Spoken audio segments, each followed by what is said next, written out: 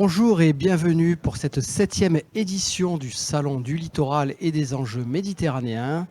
Nous sommes ici au Palais des Congrès de la Grande Motte et nous recevons Marie-Christine Huot. Bonjour. Bonjour. Vous êtes grande experte eau chez Veolia France et vous venez d'aborder la thématique très prégnante du stress hydrique. Quel constat vous en faites, notamment à travers des études réalisées par Veolia ? Alors le stress hydrique en littoral, donc nous conduisons deux types d'études. Une étude récurrente qui est le baromètre de la transformation écologique au niveau national avec ELAB et qui met en avant l'évolution de la perception de la population par rapport au risque du dérèglement climatique et à sa perception face à la transformation, aux besoins de transformation écologique. L'enseignement principal de cette étude, c'est que la population est devenue inquiète des conséquences du dérèglement climatique, que ce soit stress hydrique prioritairement, mais on voit plus récemment aussi avec son corollaire d'inondations brutales. Et le deuxième enseignement, c'est le besoin et l'envie d'aller plus vite, plus fort, vers une écologie des solutions, vers une transformation, pensant et ayant cette perception maintenant claire que l'inaction va coûter plus cher que l'action. Et à côté de ça, nous avons lancé une deuxième étude avec Mayan Lab, centrée sur l'activité du tourisme et l'impact du tourisme, qui est hydrodépendant, bien évidemment, avec l'eau, et en particulier en territoire littoral. Et là aussi, c'est très intéressant comme enseignement. J'en retiendrai deux.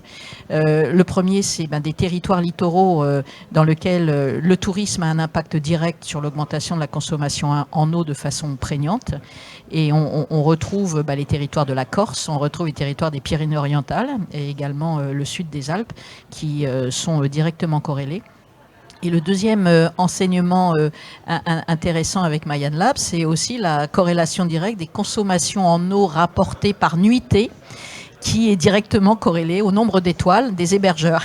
Des hébergements. Plus ça monte, plus ça consomme. Plus ça monte, plus ça consomme, moyennée. Donc ça oscille entre 150 litres par nuitée et par personne, jusqu'à 1000 litres par nuitée et par personne. L'intérêt de cela, au-delà du constat, c'est que ça va permettre d'avoir une base pour mieux dialoguer et travailler les solutions économes et la sobriété. C'est quoi ces solutions? Alors peut-être vous pouvez en décliner une ou deux. Comment Veolia prend à bras le corps ce problème mondialement d'ailleurs? Oui, tout à fait. Alors en France, on le prend sur 4 leviers. Le premier, le plus classique finalement, c'est le retour au cœur de métier qui est la valeur du compteur, la valeur de compter l'eau. Ça permet à partir de là d'avoir une base et de mieux savoir sur cette base comment on va pouvoir économiser, orienter, travailler les fuites, que ça soit chez les habitants, chez les hébergeurs et également bien sûr dans les réseaux. Et puis l'apport du télérelevé et de l'intelligence artificielle aide à anticiper justement cette question de la perte potentielle de l'eau consommée. Deuxième levier, c'est toujours le levier technique qui a été très fortement poussé par le plan eau du gouvernement. C'est les eaux non conventionnelles et au premier rang duquel la réutilisation des eaux usées traitées, qui plus est encore plus pertinent en littoral quand l'eau usée traitée part directement à la mer. Et donc, pour le coup, c'est une ressource pertinente à utiliser.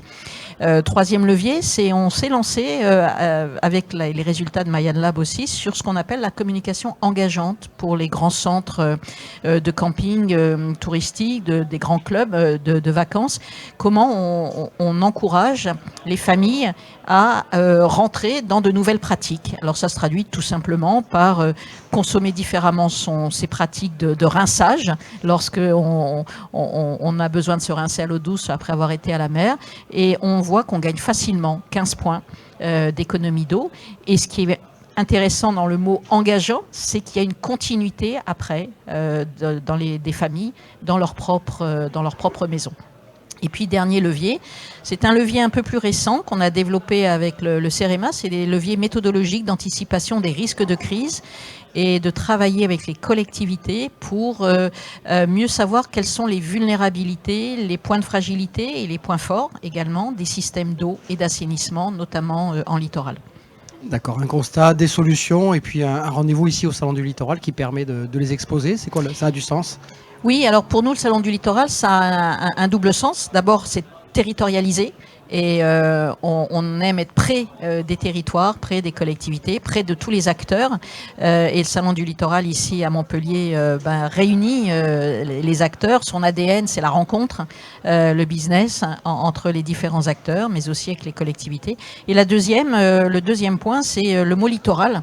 Le littoral, la France se littoralise aussi. L'eau douce en littoral est fragile avec la confrontation quelque part avec l'eau de mer, et puis avec le tourisme où là tout s'exacerbe, le tourisme, les activités portuaires, la sédentarisation des gens qui veulent habiter en bord de mer, et donc tout ça fait que pour nous ça a vraiment un sens. Le territoire littoral est un très bon terrain de jeu justement pour faire cette transformation écologique pour l'eau. Christine Huot, merci beaucoup. Merci à vous.